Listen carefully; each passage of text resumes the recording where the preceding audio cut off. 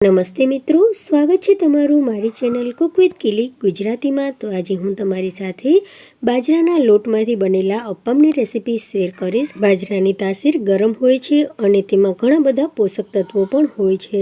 તો શિયાળાની આ ઋતુમાં આ અપ્પમ સવારે તમે હલકા ફુલકા નાસ્તા તરીકે પણ બનાવી શકો છો। જો તમને આ રેસીપી ગમે તો તમે મારા વિડીયોને લાઇક, શેર અને સબસ્ક્રાઈબ જરૂરથી કરજો।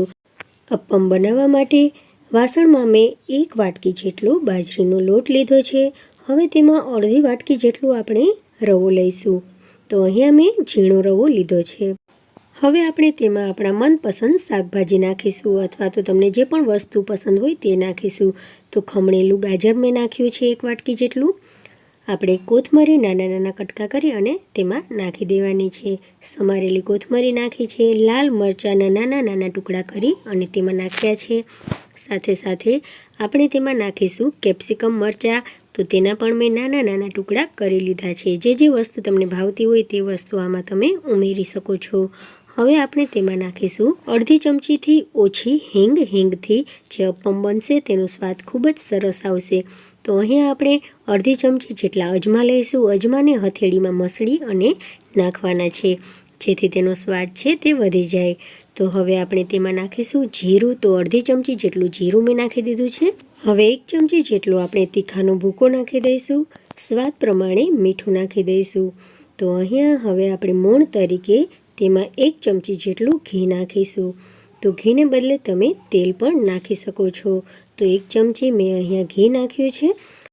હવે આપણે તેમાં 1 વાટકી જેટલું દહીં નાખી દઈશું। દહીં ન હોય તો તમે છાશનો પણ ઉપયોગ કરી શકો છો।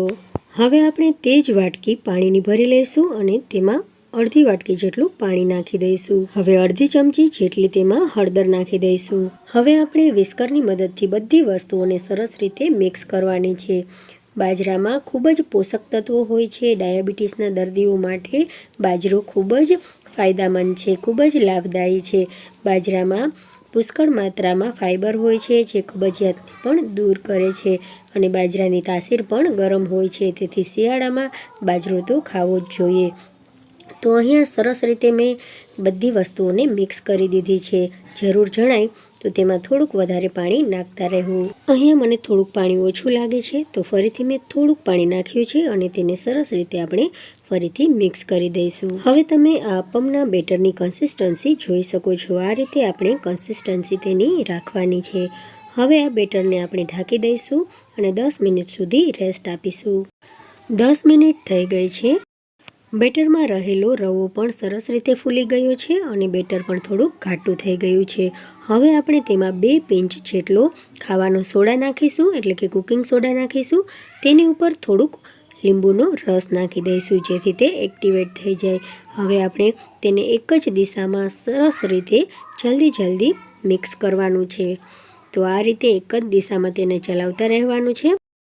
તો આ રીતે એક જ દિશામાં ચલાવવાથી તેમાં હવા ભરાશે અને જે બેટર બનશે તે એકદમ ફ્લફી થઈ જશે। હવે અહીંયા અપ્પમ પેનને મેં ગરમ કરવા માટે રાખી દીધી છે અને તેમાં મેં થોડુંક તેલ નાખ્યું છે। તો અહીંયા આપણે ધીમી આંચ ઉપર તેને પહેલેથી જ ગરમ કરવા માટે રાખી દેવાની છે અને આ રીતે તેલ નાખી દેવાનું છે। તેલ નાખ્યા પછી આપણે તેમાં થોડા આ રીતે સફેદ તલ નાખી દઈશું। સફેદ તલ થોડી વારમાં સરસ મજાના ફૂટવા માંડશે। તો તલ છે તે ફૂલી ગયા છે। હવે આપણે તેમાં 1 ચમચી જેટલું બેટર નાખી દઈશું। હવે આ રીતે બધા જ ખાનાને આપણે ભરી લઈશું અને ઢાંકણને ઢાંકી દઈશું। તો 2 થી 3 મિનિટ સુધીનો સમય લાગશે અપ્પમને પાકવા માટે।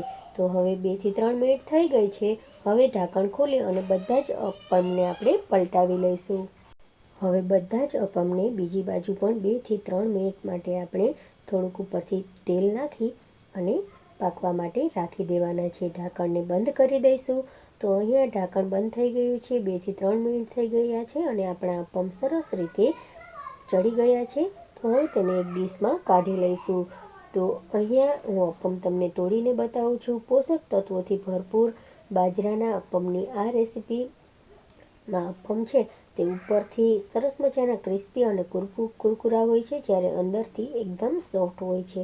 તો મિત્રો, તમને જો આ રેસીપી ગમે તો તમે મારા વિડીયોને લાઇક, શેર અને સબસ્ક્રાઈબ જરૂરથી કરજો. સાથે સાથે બેલ આઇકોનને પ્રેસ કરજો જેથી મારા નવા વિડીયો તમને સૌથી પહેલાં મળતા રહે.